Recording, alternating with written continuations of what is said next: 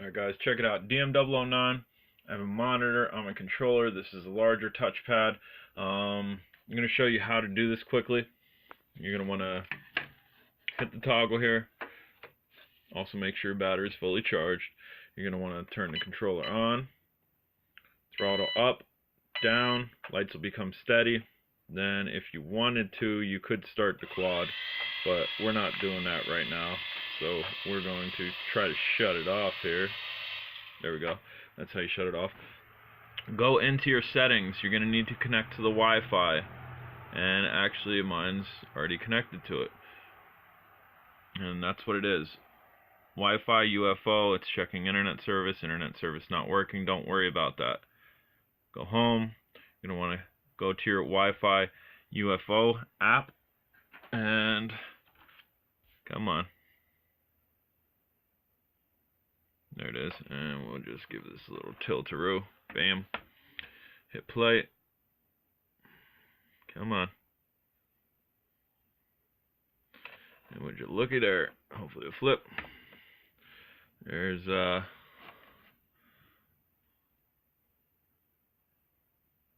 I am. I don't know. Try to show you me. There we go. And raising. Bam! J-Drone. That's how you connect to the camera. I'm not going to go over the in features to fly this from this. It's windy out, so all I'm going to be doing is checking the qualities of the camera. And have a look at that. That's kind of weird, ain't it? I'm just checking the qualities of the camera, and if you do decide to use the barcode scanner for Android, I was unable to get, I used that one, so maybe I was supposed to use that one. This one came up all in a different language and it would not download for me, and I just googled it, or not googled it, went on Google Play and typed in UFO app or whatever it says type in here. Let's see, download UFO, Wi-Fi UFO, that's what you search on Google Play. Alright guys, we're going to take this out. It is windy, so again, I'm not flying it via that. I'm just going to use it as a monitor and also record to see what type of footage this gets. There you go. Alright guys, we are outside. You can see on the monitor, sees what the drone sees, which is grass right now, and we're going to go ahead and press that button right there, which will start the recording, and then you'll start to see red numbers. I don't know if you can see that. When you see the red numbers there, you definitely know you pressed it right, and it is recording, and it will record to your device, and you'll be able to pull that off and get it onto your computer, edit it, and throw it into a video, or just keep the video as is, or pause frame by frame and get stills off of it. As you can see, I'm kind of flying into the sun. You need to be careful if you are going to fly into the sun, because you kind of go sun blind. Same concept of getting snow blind, where you just can't see anything, especially a white drone that's sitting in there. I did speed that up because that was about a 10-second walk into the sun, and I'm sure you didn't want to see 10 seconds of the drone flying into the sun.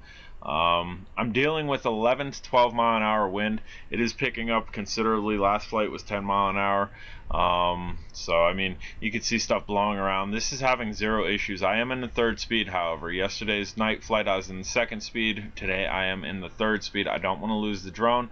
I like this drone a lot, so therefore I am playing it safe by being in that third speed setting. And the third speed setting is basically a third pitch setting, how hard the nose is going to pitch when you go forward, backwards, left to right. People also consider it advanced level setting, 1 beginner, 2 intermediate, and 3 expert. Whatever you want to call it, I'm in the third one. And as you can see, I have it up here. I'm not going to go too high because again, I'm dealing with that wind. And this is flying nice. Up there, it's completely exposed. It's above the treetops. You can see the trees are moving. They're constantly moving. It's a constant wind. Up there, it's completely exposed. There's no trees, there's no houses, there's no community to damper the wind. If you're going to fly in this, you need to know your quad. If your quad can hang on the ground, that's great. If your quad can hang in 10 mile an hour in a residential community, no issues, that's great. You also need to know if it can hang in a completely exposed environment. How do you do that without flying directly up and losing your quad? Go in a wide open field. Go in a soccer field, go in a football field, go in a baseball field. Do it when there's wind. and there's not a lot around, be in the center of the field, fly it up. If the drone cannot hang in 10 to 12 mile an hour wind in the middle of a soccer field, I promise you it will not be able to hang up in altitude. Because again, you're getting some type of dampering in a soccer field, in a football field, because I'm sure not too far away from you is some type of structure that's dampering the wind, but you're for the most part exposed. There is nothing once you get above the tallest tree. So be careful, be aware of that. This drone is able to be controlled via app. The app that I'm running on my tablet here, supposedly you can control the drone just via the app, which I've had a couple drones being able to do. I'm not trying that today, again, because of the extreme wind that I'm dealing with. And it is also cold, and I don't have gloves on, and my fingers are starting to get numb already. So trying to fly a drone via touchpad with your fingers, it wouldn't work out too well for me, at least. I know there's a lot of tech savvy guys that would rather to fly via app versus controller. That's not me. I'm more of a mechanical type person where I kind of want to have the controller in my hand. Like one of my drones came without a controller and it was just via app. I was able to fly. I did a review on it. Was I extremely happy it didn't come with a controller? Of course not, but I was fortunate one of my friends from Drone Days sent me a controller that binded and paired to it quickly. And if you're asking yourself what's Drone Days, if you're on Facebook, I'll put the link down below. Definitely click on it. It's basically a community. We're a community of flyers that love to fly, love to bullshit, love to go back and forth, share our footage, share our flies, share our mods. You definitely are welcome there. If you want to go there on Facebook, click it, click join, I'll approve you, and then you can kind of join to the crossover. And as you can see, I'm able to take it out. I'm able to take it above the trees there. I'm able to take it out some range and distance and bring it back to me. This drone is A+. As far as flying, this drone is A+. I showed you night flight with a little bit of wind yesterday. Definitely a night flyer. This is a day flight with extreme wind, not extreme wind, but 10 to 12 mile an hour. That's about all you should be flying in with these toy grades. Anything higher, you're really pushing your luck and you're really challenging yourself, which this might be able to handle much higher, but I don't think I'd take it out in anything much higher than this.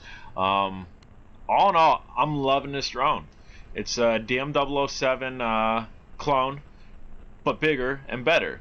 Has altitude hold, and I'm liking it. All in all, I'm liking it. The body construction of it, loving it. As far as the camera, from what I can see from the pad, it's decent. I'm definitely not recording at prime time. As you can see, even my head cam's kind of adjusting when I go to that direction. The sun is just about setting, so the ground is darker than the sky is, and you can see the camera constantly adjusting. That's really not good for a toy grade camera, just because they're not professional cameras. They're exactly what I said. They're toy grade cameras. So with the sky being extremely light and the ground being extremely dark, it's constantly trying to fluctuate between the two, and because the ground is dark, you're not getting as much detail as you would as if the sun was around, let's say, 10:30 in the morning to about 2 o'clock in the afternoon, where it's definitely above, where you're not dealing with too much light and dark contrast. So keep that aware. I will show you footage from this camera here after I sit it down and reset, because I do believe I just dropped my pad. I didn't have it on my holder too well. That's not the manufacturer's holder that I'm using. I'm using an extra holder that I have that will hold these pads, the manufacturer's holder, and you don't want to do that with an altitude hold drone. I'm used to flying stuff that's not altitude, and I kind of just grabbed it out of there. You need to shut this down probably. So we're going to pick up my pad. We're going to get this on here. I'm going to speed this up because it did take me a minute, because again, my hands are frozen. So we don't want to bore you with me setting up my pad.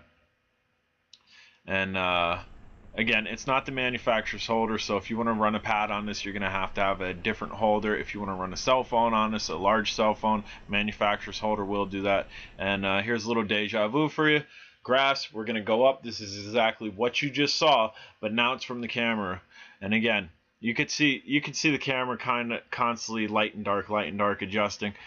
All in all, the picture's not bad, even for this poor time of recording. You're able to see the house as well. You were able to see me. And again, it's lacking a little bit of detail. I'm not stamping this as a bad mark on the drone itself. I'm not saying that it's a poor camera. I'm just telling you the conditions. There's a very good possibility it is a good camera. There's a very good possibility when the sun is up at a certain peak, that peak time that I just went over, that you're going to get a crisp, detailed image. I don't know.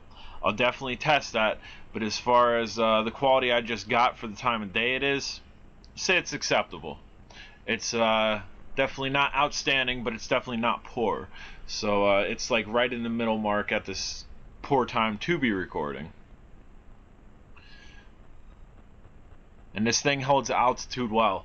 I have another drone. I'm not gonna drop the name on this video because this is a DM009 video, and I'm not going to bash another manufacturer because it's the manufacturer that I would be bashing for their altitude hold drone. I seem to like their non-altitude hold drone, so we're going to leave it at that. But I have another drone that is altitude hold, that barometric pressure reader inside of it, the barometer I think it's called, is very, very poor. The thing jumps up and down like a little kid jumping up and down for candy that is dangling over its head. This doesn't have an issue with that. It's very smooth transition from different altitudes, and it holds it very nicely. The lights are blinking here, guys, so we're going to bring this over the concrete and we're going to try to set it down. I'm not sure if it has an auto land feature. I'm not sure if it has a low voltage auto land feature. So instead of me crashing it, we're going to put it over here. We're going to pull our sticks down and to the right. And as you can see, it stopped. I'm J-Drone. If you haven't subscribed, please do. And have a wonderful day. Take care. Any questions, put it at the bottom. I'll answer you.